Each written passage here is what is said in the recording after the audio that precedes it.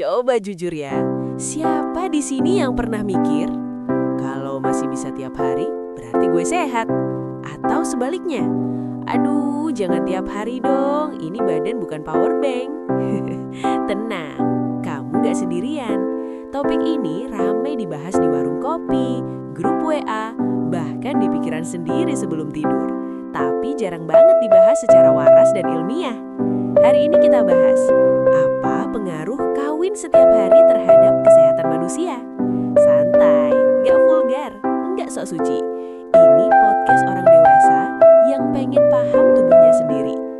Bagian pertama, mitos setiap hari artinya perkasa.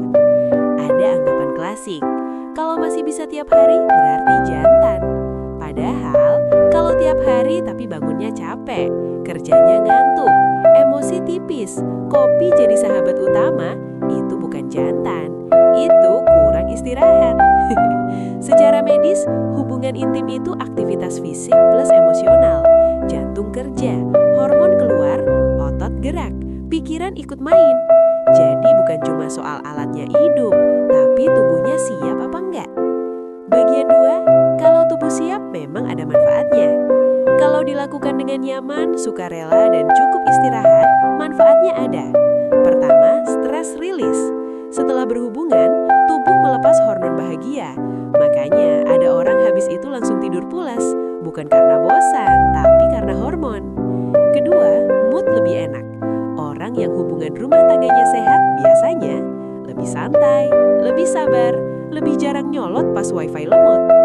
Ketiga, hubungan pasangan lebih hangat. Bukan karena seringnya, tapi karena ada sentuhan, komunikasi, dan kedekatan. Sampai sini kelihatannya oke ya? Nah, sekarang kita masuk ke sisi yang jarang diakui. Bagian 3, ketika setiap hari jadi beban. Ini cerita realistis. Ada pria usia 40-an curhat. Dulu saya bangga bisa tiap hari. Sekarang kok rasanya malah males, capek, dan pengen tidur aja. Dicek penyebabnya. Tidur 5 jam, kerja stres, hubungan dilakukan karena takut dimarahin, bukan karena ingin. Kesimpulannya simple, bukan libidonya naik, tapi energinya habis.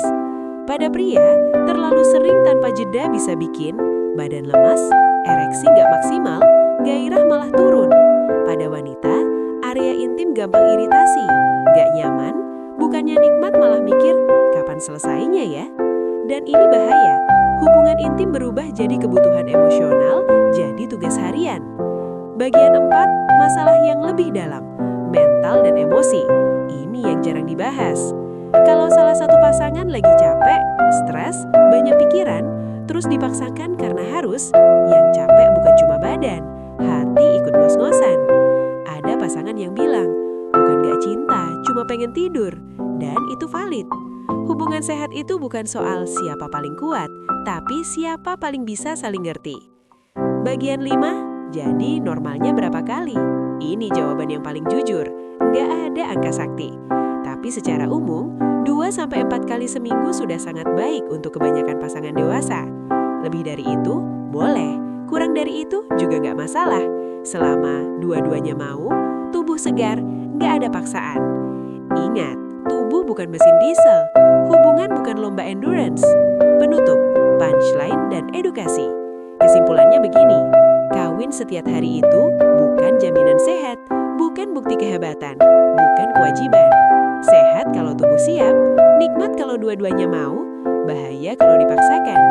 Dengarkan tubuhmu, dengarkan pasanganmu, dan yang paling penting, dengarkan sinyal capek sebelum tubuh protes keras. Kalau podcast ini bikin kamu senyum sambil mikir, berarti misinya kena. Jangan lupa follow, like, dan share, biar makin banyak orang dewasa yang tercerahkan, bukan cuma termakan mitos.